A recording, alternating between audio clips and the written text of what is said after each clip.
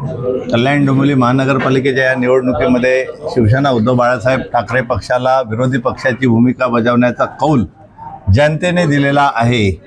त्यामुळे ह्या भूमिकेला आम्ही परिपूर्ण न्याय देऊ आणि सक्षम विरोधी पक्षाची भूमिका बजावू। आणि आम्ही आता याची चुणूक या 2-3 महासभा झाल्या त्याच्यात बघायला मिळालीच आहे। वाहतुकीच्या समस्याबाबत आणि स्टेशन कल्याण पश्चिमच्या लगत ज्या वाहतुकीची मोठी समस्या आहे त्याबाबत विशेष महासभा व्हावी अशी आम्ही मागणी केलेली आहे।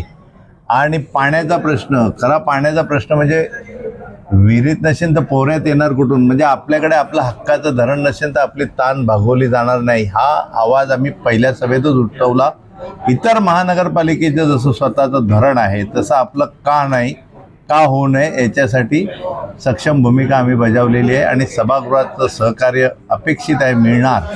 आणि महापौर महोदयांनी या संदर्भात सकारात्मक भूमिका घेण्याचं आश्वासन दिलेलं आहे। दुसरी पहिला आवाज आम्हीच उठवला की या बसेस कधी रस्त्यावर धावतील, आणखी नवीन बसेस येत आहेत त्या संदर्भातही आवाज उठवला आहे।